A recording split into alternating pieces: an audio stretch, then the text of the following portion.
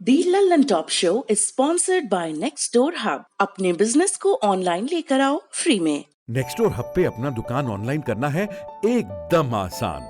नेक्स्टडोर hub आपको अपने शहर में और अधिक उपभोक्ताओं तक पहुंचा देता है, आपको अपना बिजनेस बढ़ाने में मदद करता है। नजदीकी दुकान से खरीदना अब पहले से भी होगा आसान। हम हैं Nextdoor Hub, local online shopping platform.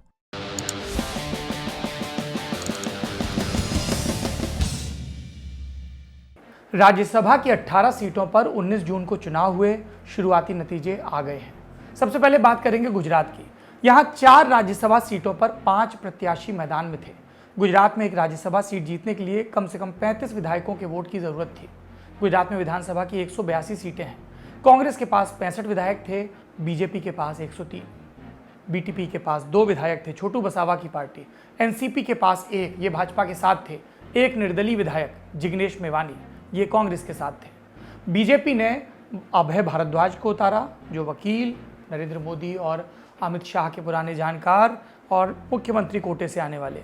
BJP की दूसरी कैंडिडेट थी रमीला बेन, पहले प्रशासनिक अधिकारी थी और फिर नरेंद्र मोदी के समय में भाजपा में शामिल हुई। तीसरे नरहरि अमीन, जो कभी कांग्रेस के कद्दावर नेता हुआ करते थे, पाटीदार समुदाय से आते हैं। ये बीजेपी की वाइल्ड कार्ड एंट्री थी। जब बीजेपी ने देखा कि गुजरात में कांग्रेस के विधायक डामाडोल हैं, तो उनका राजनीतिक प्रबंधन कर दिया नरहरि अमीन को जीत दिलवाने के लिए, और बीजेपी की ये रणनीति सफल साबित हुई। अभी आधिकारिक ऐलान नहीं हुआ है, इसलिए ये स्पष्ट नहीं है कि कांग्रेस के जो 2 कैंडिडेट थे, शक्ति सिंह गोहिल और भरत सिंह सोलंकी, उनमें से कौन एक जीता है और कौन एक हारा है। अब बात करते हैं राजस्थान की।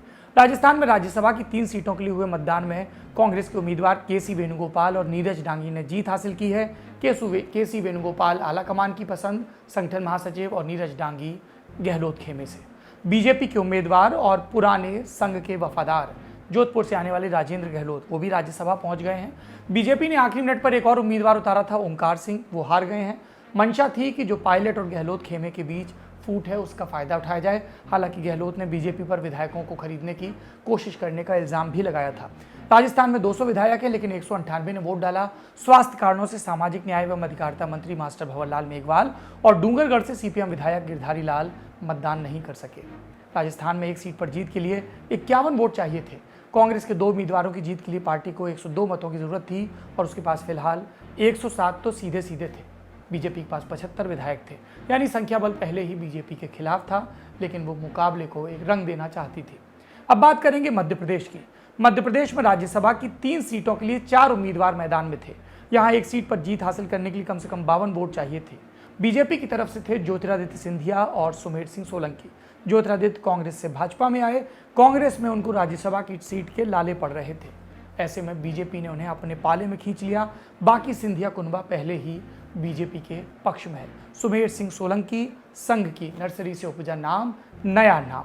कांग्रेस से दिग्विजय सिंह, वो चुनाव जीत गए हैं, लेकिन कांग्रेस के दूसरे उम्मीदवार फूल सिंह बरैया चुनाव हार गए हैं।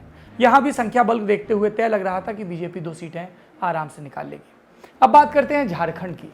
झारखंड में राज्यसभा की 2 सीटों के लिए 3 उम्मीदवार मैदान में थे। झारखंड मुक्ति मोर्चा, कांग्रेस और बीजेपी तीनों ने एक उम्मीदवार उतारा था। झारखंड मुक्ति मोर्चा की तरफ से थे उनके पितृ पुरुष यानी कि शिबू सोरेन। बीजेपी की तरफ से थे संगठन के व्यक्ति दीपक प्रकाश। ये दोनों चुनाव जीत गए हैं। अभी आधिकारिक घोषणा नहीं हुई जब मैं ये बुलेटिन रिकॉर्ड कर रहा हूं, लेकिन ये स्पष्ट है, पूरी तरह से पुख्ता खबर आ गई है। झारखंड में एक सीट जीतने के लिए कम से कम 27 वोट चाहिए थे। जेएमएम के पास 29 थे, कांग्रेस के पास 17, सीपीआई-एमएल के पास 1, एनसीपी के पास 1, आरजेडी 1 और 2 निर्दलीय। और इसीलिए कांग्रेस को लग रहा था कि वो जेएमएम के बचे वोट और बाकी जो सहयोगी दल हैं उनको जोड़कर अपना कैंडिडेट जिता ले जाएगी। लेकिन बीजेपी के 25 विधायक थे, सुदेश महतो की पार्टी आजसू के 2, और इनको मिलाकर बीजेपी ने अपने प्रत्याशी को जिता लिया। अब बात करते हैं आंध्र प्रदेश की। यहाँ पर राज्यसभा की 4 सीटों के लिए चुनाव हुए। वाईएसआर कांग्रेस ने चारों सीटें आराम से जीत ली। वाईएसआर कांग्रेस की तरफ से पिल्ली सुभाष चंद्र बोस, मोपी देवी वेंकट रमणास, आल्ला अयोध्या रामी रेड्डी और परिमल नाथवानी मैदान में थे। टीडीपी ने वर्ला रमैया पर दांव लगाया था।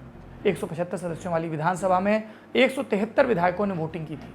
पीटीआई के मुताबिक तेलुगु देशम पार्टी के विधायक के अत्तुनाइडू ने अपना वोट नहीं डाला, क्योंकि ईएसआई घोटाले में पिछले सप्ताह उनकी गिरफ्तारी के बाद न्यायिक रिमांड के तहत अस्पताल में उनका इलाज चल रहा है।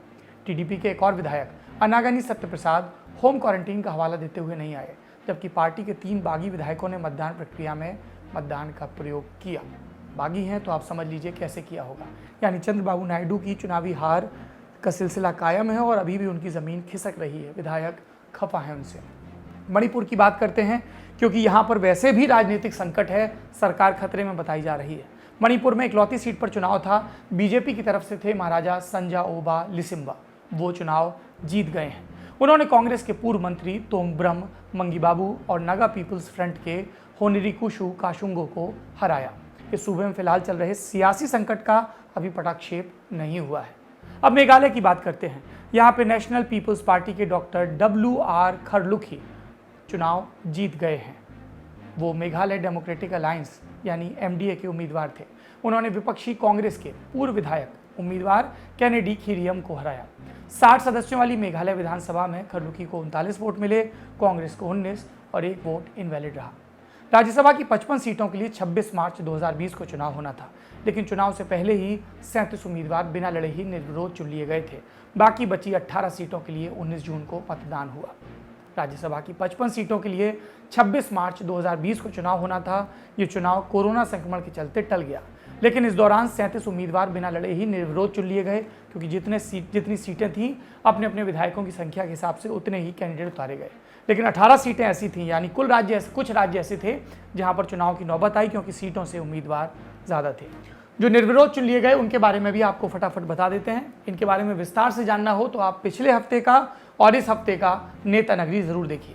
बिहार से जीते हैं हरिवंश नारायण सिंह, ये समय राज्यसभा के उपसभापति हैं, पूर्व पत्रकार, JDU खेमे से रिपीट हुए। दूसरे रामनाथ ठाकुर, बिहार के कद्दावर नेता और पूर्व मुख्यमंत्री कर्पूरी ठाकुर के बेटे, JDU कोटे से। RJD के कोटे से 2 कैंडिडेट, प्रेमचंद गुप्ता और अमरेंद्रधारी सिंह। अमरेंद्रधारी सिंह नया नाम है, भूमिहार समाज से आते हैं और प्रेमचंद गुप्त को RJD का फंड मैनेजर बताया जाता है। बीजेपी ने उतारा अपने कद्दावर नेता CP ठाकुर के बेटे विवेक ठाकुर को, ये भी भूमिहार समाज से आते हैं। ये राजनीति का वहाँ पर जाति समीकरण बहुत चलता है और कहा जाता है कि पार्टियां टिकट देने में भी इस चीज़ का ख्याल रखती हैं। छत्तीसगढ़ में कांग्रेस के पास बहुत बड़ा बहुमत है। दोनों कैंडिडेट कांग्रेस के थे, आराम से जीत गए। फूलोदेवी नेताम, ये महिला मोर्चा से जुड़ी रही हैं, आदिवासी समाज से आती हैं। KTS तुलसी, रॉबर्ट वाड्रा समेत कई कांग्रेसी नेताओं के केस लड़े हैं और कहा जाता है कि आला कमान ने इसी का पुरस्कार दिया। अब पश्चिम बंगाल की बात करते हैं। यहाँ पर ममता बनर्जी ने उन उम्मीदवारों पर ज़्यादा दांव लगाया जो 2019 का लोकसभा चुनाव हार गए थे। पहले उम्मीदवार ऐसे थे दिनेश त्रिवेदी, चर्चित नाम है, रेलवे बजट पेश कर चुके हैं। दूसरी अर्पिता घोष और तीसरी मौसम बेनजीर नूर। इसके अलावा सुब्रत बख्शी को भी टिकट दिया गया और वो जीत गए। CPIM की तरफ से विकास रंजन भट्टाचार्य जीते। ओडिशा की बात करते हैं। यहाँ पर सभी सीटें यानी कि 4 सीटें BJD ने जीती। सुभाष सिंह, BJD के पुराने कार्यकर्ता, मुन्ना खान, पुराने एक्टर, सुजीत कुमार, नया यंग चेहरा, हार्वर्ड से पढ़ा हुआ चेहरा, और ममता महंत, पार्टी का तेज तर्रार महिला चेहरा। हरियाणा की बात करें तो बीजेपी ने अपने कार्यकर्ताओं पर दांव लगाया। रामचंद्र जांगड़ा विधानसभा का चुनाव पहले लड़ चुके हैं। दुष्यंत कुमार गौतम चौधरी बीरेंद्र सिंह वाली जो सीट खाली हुई, जिस पर उपचुनाव हुआ, उस पर चुनकर आए हैं। कांग्रेस की तरफ से एक उम्मीदवार जीत सकता था और वो उम्मीदवार हुए दीपेंद्र हुड्डा, जो रोहतक से सांसद रहे हैं और पूर्व मुख्यमंत्री भूपेंद्र हुड्डा के बेटे हैं। महाराष्ट्र की बात करते हैं। NCP के सुप्रीमो शरद पवार दोबारा आए। RPI, जिसको बीजेपी ने वादा किया था 2019 के लोकसभा चुनाव में कि आपको राज्यसभा में समायोजित करेंगे, इस कोटे से मंत्री भी हैं रामदास अठावले, वो अब चुनाव जीत कर आ गए हैं। शिवसेना से एक नाम जिस पर कई लोग चौंके, प्रियंका चतुर्वेदी। ये ठाकरे परिवार से जुड़ी हैं, पहले कांग्रेस में थी, उसके बाद ये शिवसेना में आई और जो इन्होंने भरोसा दिखाया वही भरोसा शिवसेना ने इनको भी दिखाया कि अर्बन फेस, इंग्लिश मीडिया में दिखने वाला फेस। उदयनराजे भोसले, ये NCP छोड़कर, जिससे ये कई बार सांसद रहे, 2019 के लोकसभा चुनाव में NCP से जीतने के बाद इस्तीफा देकर बीजेपी में आए। उपचुनाव लड़े थे सातारा से, लेकिन हार गए थे। अब पार्टी ने इन्हें राज्यसभा के रास्ते दिल्ली बुला लिया है। मराठी चेहरा हैं, छत्रपति शिवाजी महाराज के वंशज हैं।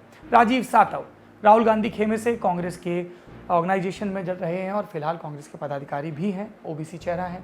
भगवत कराड़ा, औरंगाबाद से, बीजेपी बंजारा समुदाय से, गोपीनाथ मुंडे की परंपरा को आगे बढ़ाने के लिए इनको दिल्ली बुलाया गया। और आखिरी नाम फौजिया खान, NCP का मुस्लिम पढ़ा लिखा महिला चेहरा। तमिलनाडु की बात करते हैं। M थम्बीदुरई, पुराने नेता AIADMK के। दूसरा नाम KP मुनुस्वामी, ये भी AIADMK से। और तीसरा नाम GK वासन, ये GK मूपनार के बेटे हैं, ये भी AIADMK खेमे से हैं। DMK खेमे से तिरुचि शिवा, NR एलांगो और P सिल्वरासु। हिमाचल प्रदेश में एक सीट थी बीजेपी की इंदु गोस्वामी, जो शांता कुमार के गढ़ यानी कि पालमपुर से चुनाव लड़ी थी। 2017 का विधानसभा का हार गई थी। इंदु गोस्वामी पार्टी संगठन से जुड़ी रही हैं, महिला मोर्चा में पदाधिकारी रही हैं और पार्टी आला कमान की करीबी मानी जाती हैं। असम की बात करते हैं। बीजेपी से जीत कर आए भुवनेश्वर कलिता, बीपीएफ से जीत कर आए विश्वजीत दाइमारी और इंडिपेंडेंट जीत कर आए अजीत भुइयां। तेलंगाना से 2 कैंडिडेट के केशव राव तेलंगाना राष्ट्रीय समिति से और KR सुरेश रेड्डी, ये भी इसी पार्टी से।